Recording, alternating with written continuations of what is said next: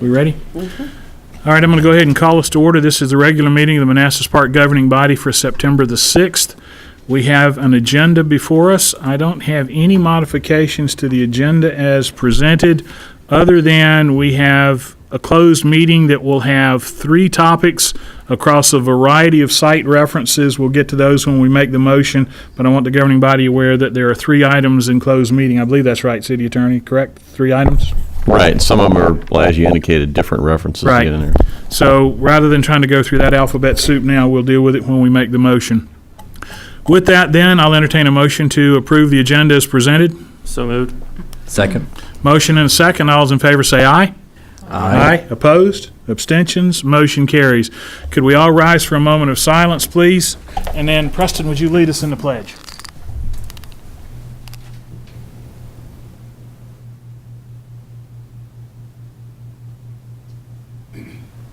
Pledge allegiance to the flag of the United States of America and to the republic for which it stands, one nation, under God, indivisible, with liberty and justice for all. Our next item is citizens' time. Do we have anyone signed up to address the governing body under citizens' time? Anyone? Yes, there's, Oh, I'm is sorry. that Saturday, or is that the public hearing? I'm not sure. Mark Shepard? Those? Okay. All right, so is anyone for citizens' time? Going once, going twice? All right, we'll move on. The next item is a public hearing on Signal Hill Park easement. It was published on August the 17th and 24th. I declare that public hearing open. I believe we have some folks signed up who would like to address the governing body. That's my Mark list. is the first one, is that Yes. right? Yes, So sir. would you pull that down and read the names, Julia, when we get done? I sure will. I would remind the folks who are here to make comments at the public hearing, please restrict your comments to 3 minutes and keep it on the topic of the easement. Mark, over to you. Good evening, Mark Scheifler. I live in Manassas. Regarding this easement, my recommendation is that the governing body reject the easement and work with the city, work with Prince William County and the developer to investigate a potential road diet for Signal View Drive, where you could include bike and pedestrian facilities on already improved pavement. Because the main reason why you want to do this is, Signal View Drive is actually under capacity. It only carries 13,000 vehicles per day, and even with the new development, it's really not going to increase enough to where you would warrant 4 lanes. The second piece is Caden Ridge rezoning. Actually eliminated all the office and commercial from this area, from this road, where it would justify a reason to have 4-lane road. And also, a road diet is cheaper. You guys know from the Euclid sidewalk that it's not cheap to put a shared use path. And the other solution is a road diet is just restrip and paint. That can't cost more than $50,000 to $100,000 compared to a potential $2 million cost for this, which the developer is going to bear, but could that be used more efficiently or not? The other piece is the Caden Ridge development, along with Richmond Station and Walker Station. They're all going to have alternate exits that can exit onto Liberia and connect Manassas Drive and Liberia in different locations. So that's going to reduce the amount of traffic that's needed.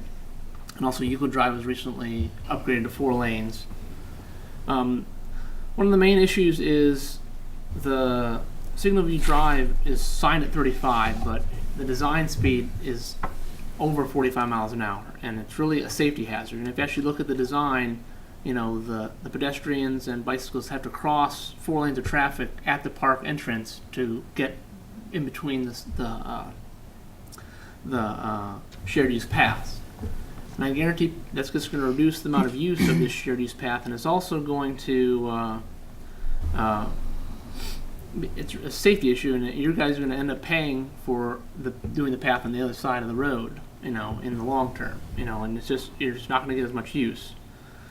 And I just feel that the city could use this to work with the developer. I think getting more amenities in the park. I know you have a number of items on the SIP You could work with a developer to improve transportation in the area, improve amenities. You know, I think it's a win-win for the city and for the developer, because you can having more amenities at the park makes the properties that they're developing at Caden Ridge more valuable. So with that, I just ask that you take time to actually review what that looks like and what the costs are, and how the city and the county need to work together to make good transportation solutions that are cost effective. That's really what it comes down to. It's really being cost effective with the dollars that are there. So Thanks, Mark. Appreciate it. We have one other, I apologize if I don't get the pronunciation right. It's Robert Delac. Delac, okay. Okay. Robert, floor is yours. All right, so I am a Prince William County resident. I am a representative on the county's Trails and Blueways Council, so advising the Board of Supervisors on issues relating to trails and canoeing, as well as non-motorized transportation for the county. So currently assisting with undergoing update to the comprehensive plan, for example, as part of that. I'm also part of a group that's formed in Prince William County and Manassas to help promote biking and walking and transit use in the county and in Manassas Park, called Active Prince William. So here to speak from sort of both of those perspectives in a way, and really what Mark said, I'm going to agree with everything he said, pretty much from the start, just to let you know that. I think he has the right ideas about this. Mark's not directly involved with the groups I'm involved in, but I know Mark from his advocacy and from his interest in these issues. And from a Prince William County perspective, if you look at the comprehensive plan, it does not call for a shared use path on this road either. It calls for bike lanes. So it calls for what Mark was suggesting. It is, I think, an increased cost, which is not a good use of money, like he was suggesting as well. Safety issues really are top of the list for Prince William County, and probably are for you as well. And the shared use path will not be conducive to safety on that roadway. Like Mark mentioned, the road speeds are already probably on average exceeding 35 miles per hour. I live off of a similar road in Montclair, and 35 mile an hour speed as well, built the same, designed the same. And the average speeds just tested by the county were 41 and 46 miles per hour. So over half the people are speeding on that road. And I'm sure it's the same here. That's not safe for those people in their cars or the pedestrians or cyclists that want to get to the park and get from their residences to places where they can recreate, and maybe even get down here to Manassas Park and have dinner. So I don't think it's conducive to allow this or to provide the easement to Prince William County to do what they're intending to do at this point. I think it would be better to negotiate with them for a different outcome. Thank you. One question for you. You represent a couple of advocacy groups. Are either of those groups going to, well, you said you were a part of a group in Manassas that advocates for biking, but you're also a part of the county advisory group. Are either of those groups, Group, but that's okay. okay, are either of those groups going to provide a written opinion back to the county relative to this? I guess it would make sense to do that. The next meeting of the Trails and Blueways Council is towards the end of the month. So if something moves before then, we might be able to make something happen. Could we ask that you would, if you decide to do something in writing, that you'd provide us a copy so we could see what is being provided to the county for our education? Sure, that sounds good. Thank you. Thank you. Anyone else? Okay. I'll entertain then a motion to close the public hearing. So moved. I second. Motion and a second. All those in favor say aye. Aye. Opposed? Abstentions? Motion carries. City Attorney, you have some, Yeah, I just wanted to let everyone know where this came from. Caden Ridge rezoning occurred in the county, and as part of that, the city, was involved in trying to mitigate the impact to the neighborhood. Obviously, we can't ask for proffers because it's in another jurisdiction, but the developer agreed to do this as part of the city's desire to mitigate the impact. So the city has for some time had a desire to have a trail to go to Signal Hill Park. This was going to take kind of the middle piece. The beginning was when the trail to Roseberry the entrance to Roseberry was built from Manassas Drive. This was going to continue it down. There's been a desire for a while now for the city to get a crossing there on this road to go from the Signal Hill Park over to across the street where we have a Civil War monument there. This accomplished that, and then the Caden Ridge development wanted to have a way to access the park, okay, because this is going to be an amenity to them. So this trail accomplished all three of those. Now, I understand what these two gentlemen said. It would have been really nice to have that input, back when we were doing this, but at this point, this trail is now going to be installed per an agreement between the city, the developer, and also, I believe it was discussed in the proffers for the development itself. So at this point, all we're doing now is granting an easement for them to build a trail that they're obligated to build per an agreement between the city and the developer. So I appreciate, gentlemen, your input, but I don't really know what we can do at this point. If the governing body wants, maybe then the county would be willing to redirect or negotiate with the developer, because this is occurring in the county. Okay, it's on city property, but it's in the county. So we saw this as a way to kind of tie in regional transportation. We have some trail networks in the city. There's trail networks south of us here. There's trail networks in Fairfax County, Prince William County to the north. This was seen as one piece of a larger trail network. So I just offer that just so you can appreciate what this is all about. So that's not on our discussion agenda for tonight. So if there's a need to go back and revisit this, I'll be interested to see what we get in written documentation so that we got something that could be actionable. But right now, we'll move on. And also just to let you know that the language of the easement here has been hashed out between the city and the county. It took us a Right. while to get that language for where we wanted it.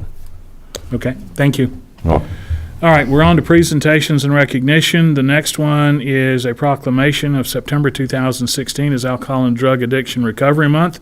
Jim Fleming is with us. Proclamation reads as follows. Proclamation, September 2016 is Alcohol and Drug Addiction Recovery Month. Action, whereas alcohol and drug addiction recovery is essential to everyone's overall physical and emotional well-being, and whereas people who have alcohol and drug addictions can recover and lead full, productive lives, and whereas the goal of the Alcohol and Drug Addiction Recovery Month is to raise awareness and understanding of alcohol and drug addiction and the importance of appropriate and accessible services. And whereas the Community Services Board does hereby request City of Manassas Park join in recognizing the importance of alcohol and drug addiction recovery and the need for appropriate and accessible services. Now, therefore, be it resolved, City of Manassas Park does hereby recognize the month of September 2016 as Alcohol and Drug Addiction Recovery Month and proclaims their continued support for awareness and understanding of alcohol and drug addiction and the need for appropriate and accessible services for citizens with alcohol and drug addiction difficulties. Governing body's pleasure on approval of the proclamation. Second. Motion and second. All those in favor say aye. Aye. Opposed? Abstentions? Motion carries. Jim, comments you'd like to make? No, just want to thank you for your support all these years. We've been doing this for a long time now, and it's great to get the word out there and hopefully reduce some stigma towards this. Thank you. Thank you. Jim's going to be with us a little later. We also have a resolution on the Community Service Board, so he's going to stick around and be with us for that as well. The next item is on VRE and the data collected and the initial conclusions. Sonali is with us tonight. Sonali, I believe you have a briefing for us. I'm going to ask the governing body. She's going to do her presentation, but part of this moves into closed meeting so that we don't somehow slip into a discussion that could compromise some of the closed meeting sensitivity. Please do not ask any questions coming out of this briefing until we get to closed meeting. So make note of them if you want. But Sonali, we're going to go ahead and hear your public briefing, but we'll get to the details of this as we get into the closed meeting discussion, okay? Thank you. Floor is yours. Thank you. Again, I'm Sonali Saneji with VRE, and thanks for having us. I also have Paul Moyer with VHB, and he is leading the consultant team on this phase, and he will go into the technical details of the data collection, but I wanted to start out by giving a sense of where we are on the project. We're at the very beginning.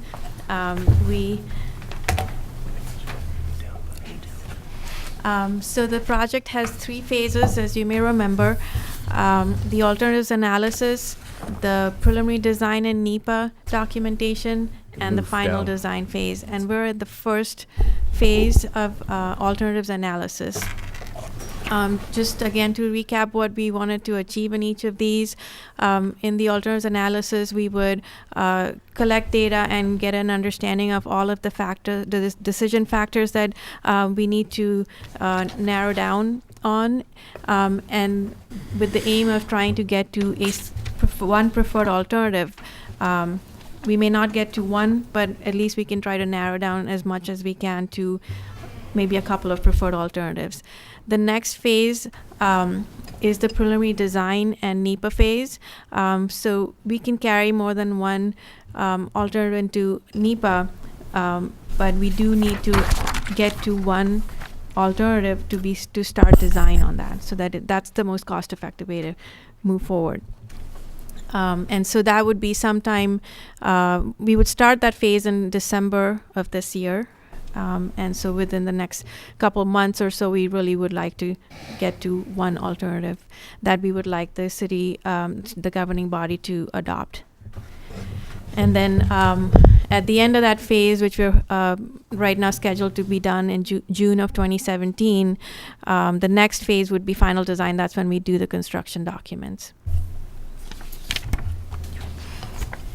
To go a little bit more into detail what we wanted to achieve and how the timeline would go for this first phase of the alternatives analysis. We've started data collection and have some conclusions that are draft and up for discussion. That's what we're going to present today. The next step is to really get an idea of what the city has as preferences and objectives for this project, and start developing alternatives. We have shown 3 alternatives based on what input we get. It might be more, it could be less. And then work with this city to get them in the right, shape and size and form, and start narrowing down, as I said. So the next step, the next sort of big key milestone for us would be in October. We would like to have maybe a work session where we can really dig into all of the details and make the project as relevant and appropriate as possible. In the meanwhile,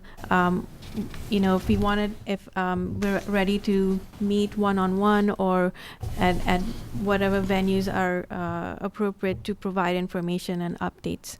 So I'm offering that up as well. So I'll have Paul talk over the data and conclusions next.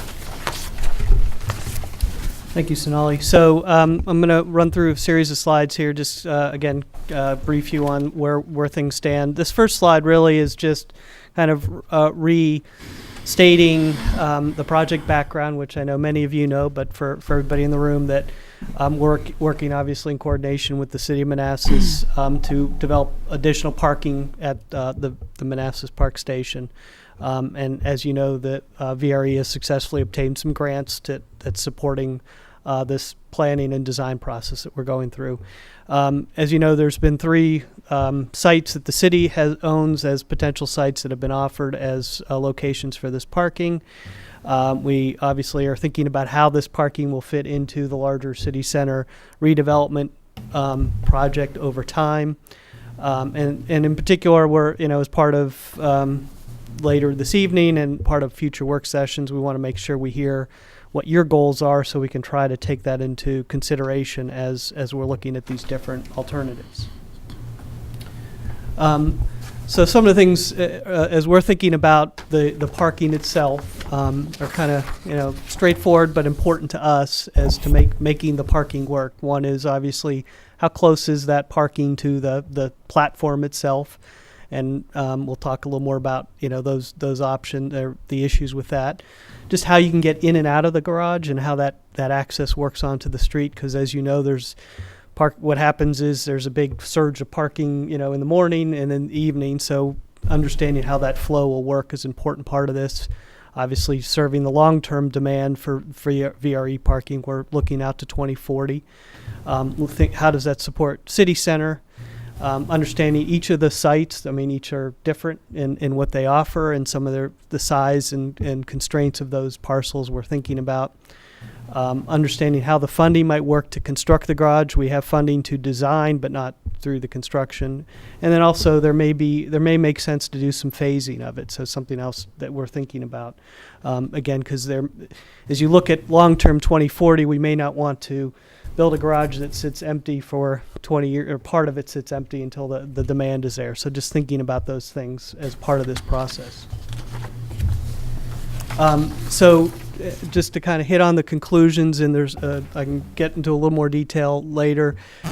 So we've been doing some data collection analysis of what the parking demand is, and as you see there, we're still at I would say at a somewhat high level. There's currently 616 spaces in the lot and along the street currently that are used. We've estimated that somewhere between 464 and 884 additional spaces for VRE, and in part that range is a little broad still because we're doing some more data collection. We plan to do it in a couple weeks. We did some earlier this summer, but obviously it's the demand is higher and wasn't peak season. After Labor Day, there's more train ridership, so we'll be doing some additional counts. And I've got a slide later. I could talk about how we got to those numbers, but just to give you a sense of that range, and that's kind of like the minimum and maximum, and that's additional on top of the 616. Just to be clear, when you look at some of the parcels that have been suggested. There's a couple parcels that are the City Hall lot here, the Millicent parcel just to the south of it. And those are interesting options to consider. One of the things we were thinking about is would they offer opportunity to have first floor retail on them as they face Manassas Drive, and we think there's some viability in that as part of those if people want to consider that. And then the parcel, the Bays parcel, which is the one further to the back, to the east, which is not on Manassas Drive, we don't see as having as much potential for that kind of, I'll say, first floor retail use just because of its location. Some of that. The other thing we did want to at least consider is, as an option, is could you build parking on the existing VRE parking lot? Because again, from our perspective, we at least need to look at all those options. Obviously, there's a challenge with that with phasing because it would remove some existing parking during that construction process, which would create some challenges. The other one is the power line that runs through that parking lot, which would be a fairly expensive kind of issue to address. So there are, the other thing we did was looking at just understanding the existing market conditions of the area, understanding what's in demand. We do think there is demand, continuing to be demand for residential uses, as you probably know, and there is some demand for some retail uses. I know there's some vacancy here, but we think overall there still will be continued modest demand for some retail uses, at least in the near term. And again, we're just trying to understand what kind of development might happen around here to understand how the parking might fit into it. The other thing from our analysis is that at least the way at the financial situation right now, typically the developments you get don't support structured parking. I mean, obviously they build parking, but they don't support having structured parking at this time. So just understanding that sort of reality of the current market conditions.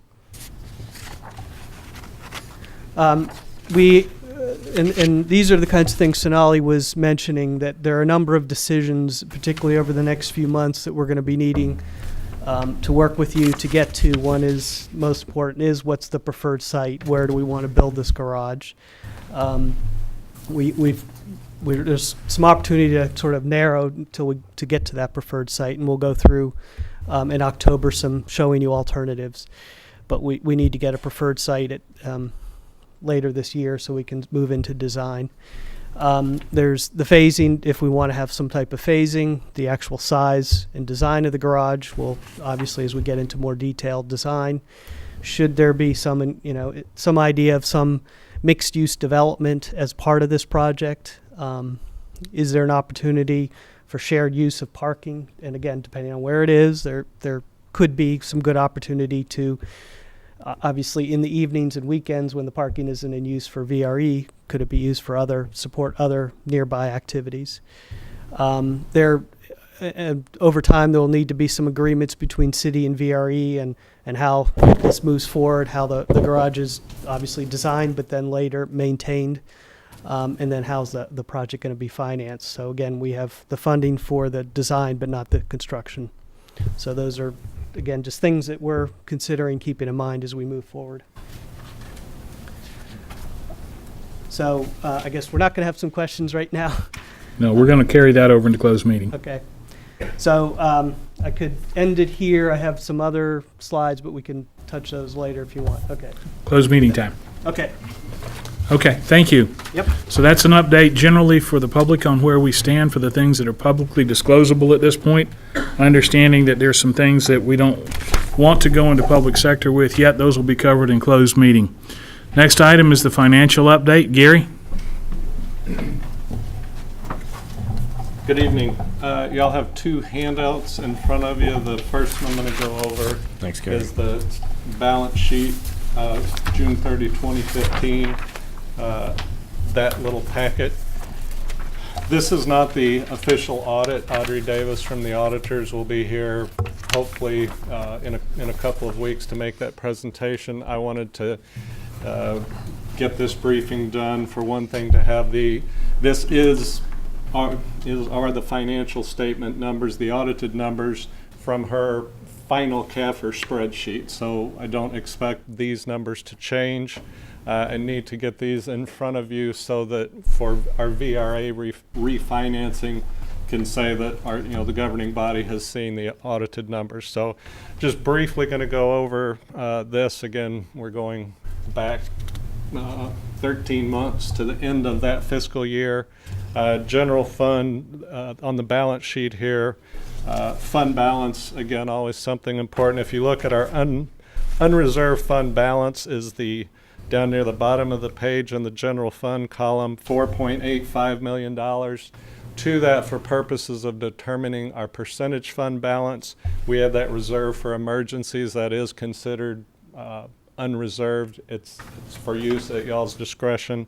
The two of those added together give us a 15.6% fund balance. So again, we're, for the first time in many, many years, we are in excess of the 15% fund balance. Again, up at the top, and not too many years ago on cash, we were in some cash flow difficulties.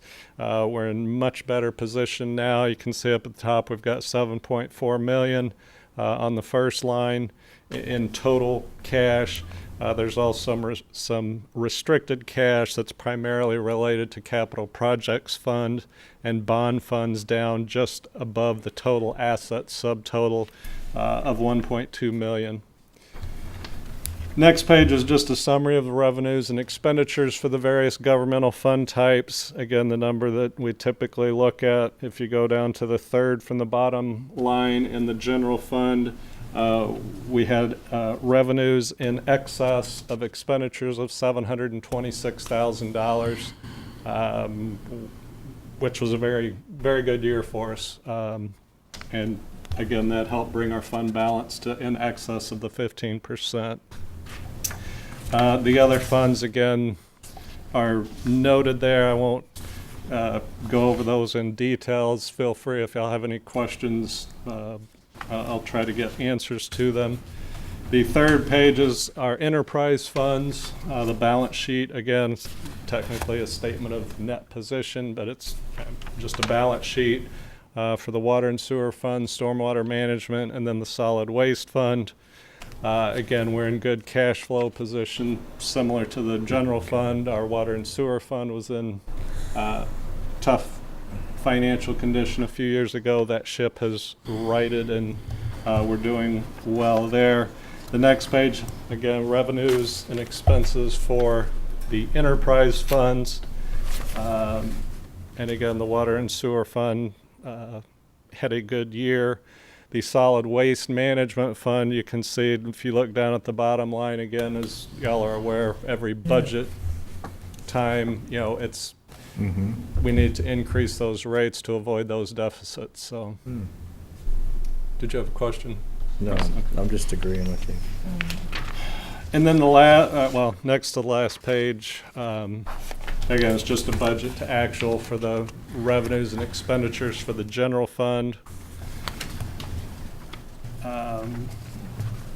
And then also we talk about in the computation of legal debt margin, we are limited our debt to 10% of the taxable value. Again, if you go back to a few years ago, we had zero legal debt margin between our assessed values coming back and paying down some of the debt.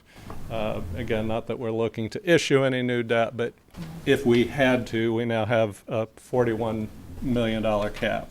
And again, just to be clear, not suggesting we utilize that margin. So what is our current debt level?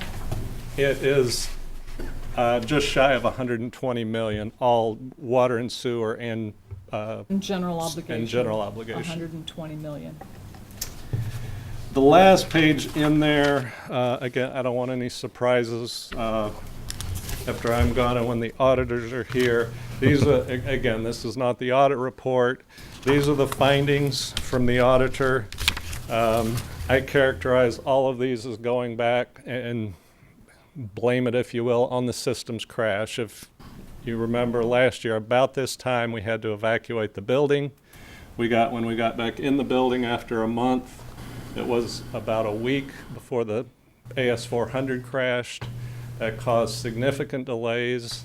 It caused loss of information. The blurb on the business type activities down there, that was from them not being able to get certain water and sewer subsidiary ledger data available. The first one on bank recs, again, what work that was done, a lot of that was lost with the systems crash, and then I simply could not get back to get that done. The other two, again, we couldn't get the financial information ready. The auditors came in, I believe they did their field work in February or March. This past year for 2015, they typically do it in September and October. The two biggest, busiest times of my year here are the audit in the fall and the budget in the spring. Putting those two together at one time, I had to prioritize. I put the priority on the budget to get that done. So that, again, helped create the delay in getting the audit completed. So that's basically what those findings are for. She'll probably have more to talk about at that point. So I don't know if y'all have any questions. I'd be happy to try to answer them. If not, the next page is more recent. It's the completion of our 2016 fiscal year. And again, just a summary here. I believe we sent these out back mid-July. You have the financial statements here for the general fund. And again, we had a pretty good year. If you look down at the bottom, we had budgeted a small surplus for 2016 of about $45,000. We ended up, and again, realize these are unaudited numbers. The goal is to have the 2016 audit completed well in advance of where we are now, prior to December 31st, which is an acceptable deadline. The next page is water and sewer fund. And I have not had, if you look at I've got to do some more investigation on this. If you look at the billings line, you'll see we're about $780,000 shy of the budget.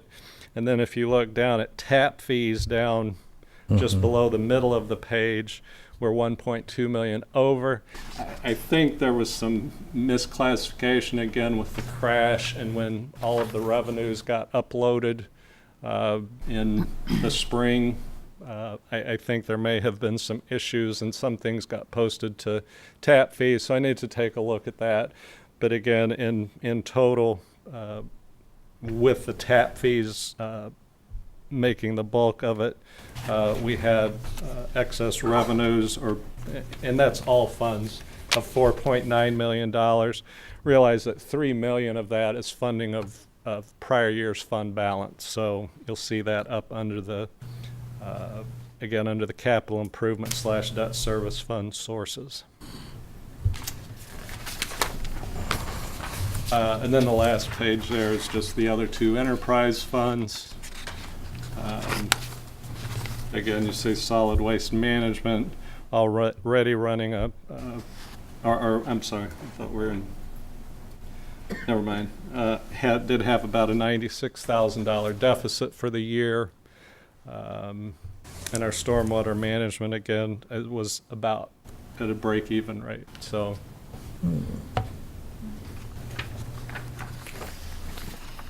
Any questions on financial update? I've got two questions. Gary, I just want to confirm, so looking at the first sheet here, the packet, we have a total of cash of 7.4 million. Yes. And I believe several years ago, this was the time that we would take out a revenue anticipation loan. Correct. And it was so bad, it was prime +1, that interest rate. And then that really fired me up, and I'm glad we're able to have some decent financial policies to increase our cash flow. And so we're no longer taking out those loans every year. And we're losing money, especially on the interest rate. It was awful to see. My question here is, the solid waste fund is negative $259,000. And that's after we had an increase last year. Is that right? A rate increase? I think that was put in, a small rate increase was put in for 2016. This was 2015. Remember, this is 2015. Oh, okay, got it. Okay. This is what precipitated us to take that action. Right. And we got the draft numbers. Okay, I'm just making sure, because it didn't make any sense with Now, the rate increase. if you go to this sheet, we're still just shy of 100K in the hole for solid waste. So we didn't fix it, but we knew we weren't going to completely fix it with the action that we took. Huh. Okay. Should I go to the Keystone? Well, Well, if we think good. of any questions, we can send you an email. Oh, absolutely. of course we can. Paul. Before we go to Keystone, I want to make a public announcement. I don't know that folks generally know, but Gary's not going to be with us. This is his last meeting to be with us. He's accepted a job in another locality not too far away, but he's going to get to learn what it's like to commute. And he's going to find out that it really does have some four-letter word connotations that go with it.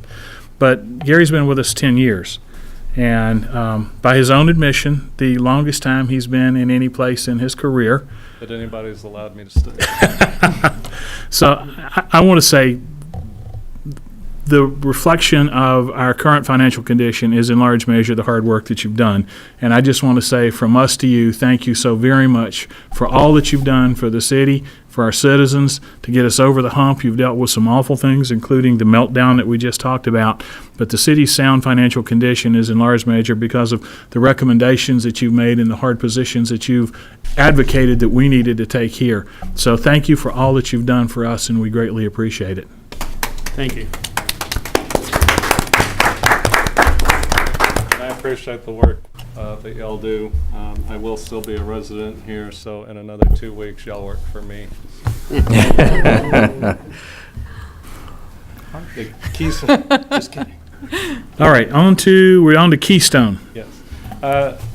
This should be brief. Basically, we had a meeting, well, we've had a number of meetings, but we had a meeting this afternoon to update with Keystone where we stood. The water and sewer bills went out, were done and went out for August. There was a glitch. Again, I believe it was only one that affected 75 accounts. They got that fixed. Again, hopefully next month, that one comes out clean. The bigger issue than the one y'all are aware of, the personal property tax bills, we are on schedule. I talked at the last meeting about we've got a timeline in there that everyone's agreed to work to have the bills out on time for the due date of October 5th. In our meeting today and talking with Winnie and Julia, while we still expect to meet the timeline to have those bills out on time, we feel like it would be a goodwill gesture, if you will, to the citizens to extend that deadline by 2 weeks. In prior years, they have had the bills 2 weeks in advance of what they will get them this year. And we just wanted to give that to y'all as a recommendation for your consideration. As I just talked about, we're in much better cash flow position than we've had. I asked Winnie, would this, impact us negatively in any way from a cash flow standpoint, and she said no. So just wanted to give that to y'all as a recommendation to extend that deadline now before we get up closer to the date to allow citizens the time and understanding of when that bill will be due. Excellent recommendation. They called me late afternoon just before I left to come to the city and wanted to make that recommendation, and I thought it was appropriate that we go ahead and have this discussion tonight so that if we decide we want to do that, we can go ahead and make that public announcement and get the word out to folks well in advance so folks have a chance to do a little more budgeting. In my mind, it's harmless to the city at this point, and it could do some things to take some of the burden off of our citizens at a time when folks are dealing with school startup costs and a variety of other things. But I wanted us to have that discussion. What do you think? Are we willing to go ahead and extend it 2 weeks? Yeah, I it's certainly an excellent recommend I'm it. going to make a suggestion. motion to extend it. So are you making that in a motion? Right. Okay. Second. Motion and a second to extend it 2 weeks. Any other discussion? All those in favor say aye. Aye. Opposed? Abstentions? Motion carries. It's an excellent recommendation. Thank you. Hey, Gary, I've got a question. Is Keystone, after they're done with the personal property taxes, are they going to get to the ledger problems that we just saw, especially with the water and sewer fund? Yeah, those are ongoing. We're working on those with different Keystone staff people. Okay. So we're working on those. And those include a timeline, or they're just going to try to get it done? We're working to try to get them Okay. done. So, Okay. just so we're clear, that recommendation was not mine. That was the group, Julia and Winnie and Sid. So, And we have the war room set up with so if you haven't been back, go to the conference room in the back and take a look. The big schedule is there with the wickets to see. That's Okay, on to the consent agenda. Consent agenda tonight consists of approval of minutes for the August 16th meeting, proclamation of National Payroll Week, from the Fire Department, Western Branch Diesel, a ratification of equipment repair in the amount of $13,783.13. That was one where from email we got a consensus of the governing body because we had an emergency repair that had to be done. In Parks and Rec, indoor pool heater replacement, $24,000. Governing body's pleasure on approval of the consent agenda. so moved. Second. All those in favor say aye. Aye. Opposed? Abstentions? Motion carries. And I think I have to abstain from the minutes part, Lana, because that was when I was out of town. On to unfinished business. We don't have any new business. City attorney granting easements. I just know that the developer's been waiting for this. So if you're, amenable to approving it, then we can let them. This is the action from the Public hearing. discussion that we just had in the public hearing. Yes, sir.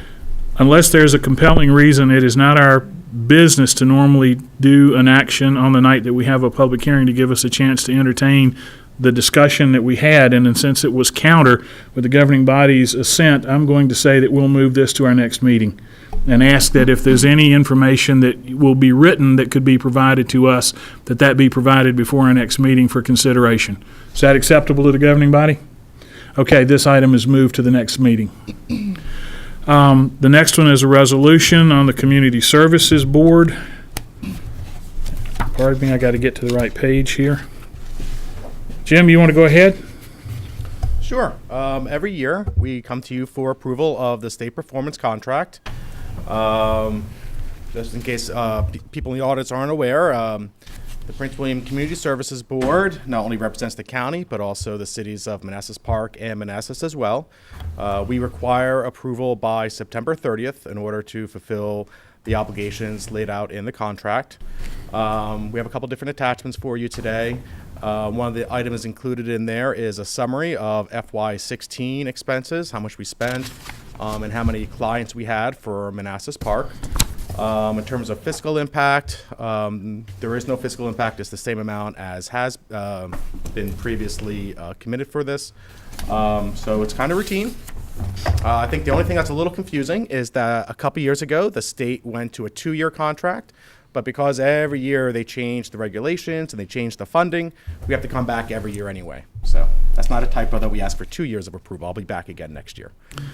And the resolution reads as follows: approve the fiscal year 2017, fiscal year 2018 Community Services Performance Contract for submission to the Department of Behavioral Health, and Developmental Services. The action reads, whereas Prince William County Community Services Board must have an approved state performance contract with the Virginia Department of Behavioral Health and Developmental Services in order to continue receiving state and federal funding. And whereas approval by the Prince William Board of County Supervisors and the Council of Manassas City and Manassas Park City are required for the Prince William County Community Services Board to have an approved state performance contract. Whereas the Virginia Department of Behavioral Health and Developmental Services and the Virginia Associations of Community Services Boards have satisfactorily negotiated revisions to the state performance contract effective July 1st, 2016. Now therefore be it resolved, Manassas Park governing body does hereby approve the fiscal year 2017, fiscal year 2018 Community Services Performance Contract for submission to the Department of Behavioral Health and Development Services. Governing body's pleasure on approval. So moved. Second. Motion and a second. Any discussion? All in favor say aye. Aye. Aye. Opposed? Abstentions? Motion carries unanimously. Thank you, sir. Great, thank you. Thanks for being with us tonight. It's been a pleasure. Jim, you used to work in Arlington, didn't you? Yes. At Drury. Uh. At Drury. Michael Peter. Oh, Lord. We used to work together like 12 years ago. Arlington. You have our deepest sympathy. I know. That's why he left. Good to see. Okay, manager's report. I just have 3 quick items. I wanted Chief Dixon, just for benefit of the community, to come up and tell us very briefly about the annual Emergency Preparedness Fair that's being held Saturday, September 17th from 10 to 2. Chief? Thank you. Good evening, Mayor, members of the governing body. Should have a copy, flyer in your packet. There's some extras in the back. We have this information on our web pages and stuff. This is the second annual Emergency Preparedness Fair. It's going to be held at the fire station every year. It's a national event. Last year was our first year. It was well attended. We're going to have a lot more stuff this year. There's going to be a lot of activities for the kids, and the adult kids can have some activities too, and it's going to have some opportunities with information booths and be able to learn and talk about things that you can do to prepare for an emergency. Our community emergency response team will be there to talk about what they do, see if there's any interest from the community in becoming a part of that.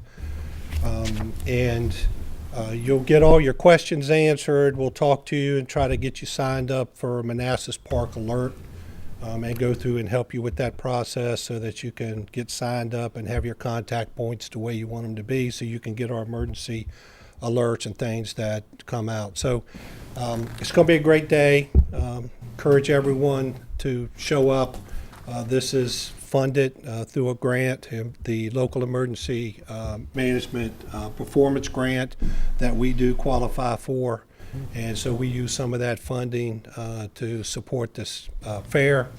It's going to be a lot of raffles, giveaways, there's some go kits, it's all kinds of stuff. So I mean, you bring a big bag, you can load up with lots of stuff, lots of cool stuff. So encourage everybody to show up on September 17th, Saturday, from 10 to 2. Thanks, The Chief. weather will be good. If it is raining, we have most everything is inside, but those that are playing with water behind the station don't care if it's raining anyway, so business as usual. Lana, is this up on the city's website? Yes. Okay. Krista, can I ask a favor? Can you take the material and make sure from the school division that we get it out to the school buildings? I know especially the elementaries would be interested. I don't know, some of the middle schoolers, probably not the high schoolers. But could we get this out to the elementaries specifically, please, ma'am? If you could do that, we would greatly appreciate it. I'm just picking on you since you're the stuckey here tonight. Now, I know Thank you. One thing that we're doing is we have this flyer, and Linda's working with the schools to make sure that that gets in the folders that they take home to their parents. All right. And stuff. So the information goes out, but that would be very helpful Yeah. if the schools could. We also probably ought to have this posted conspicuously in the rec center so We'll get it folks will out. see that it's something on the poster board there. Yeah. I mean, just this thing blown up would be good. Okay. Okay, thank you. Thank you. My other item, I wanted to congratulate Calvin Odell, who's been with the city since May 2006. He started out as our code enforcement inspector. He has recently been named our community development director. So big congratulations to Calvin, well deserved. And the last thing that I do have, Mayor mentioned this, after almost 11 years, Mr. Fields is moving on from us, which makes us all very sad. But I also want to take an opportunity to thank Gary for everything that he's done for the city, and just let him know that, you know, I personally will miss you. The city is going to miss you, and thank you yeah. for everything. And I Thank you, believe the Gary. mayor has something for you. So this is something for your I Love Me wall. Or for something for Melissa to smack you with if you really are too late and the story's not good for the commute, okay? It's given with sincere appreciation the 6th day of September 2016 to Gary Fields, Finance Director, City of Manassas Park, for 11 years of service presented by the Manassas Park governing body. Gary, we can't say thanks enough for everything that you've done for us. We really do appreciate it. We're going to miss you. Thank Yes, indeed. Thank you, Gary. Thank you. And that's everything I have. All right, with that, I think we're going into closed meeting. Look at this. What is that? Oh, sorry. Oh, what's that?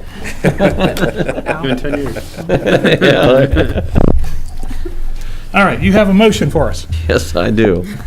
I recommend the governing body go into closed meeting to discuss the performance of a specific city employee, to discuss and consider the acquisition of real property for a public purpose, where discussion in an open meeting would adversely affect the bargaining position or negotiating strategy of the city, and to consult with the city attorney regarding specific legal matters requiring the provision of legal advice by the city attorney pursuant to paragraphs 1, 3, and 7 of subsection 2.2-3711A of the Code of Virginia.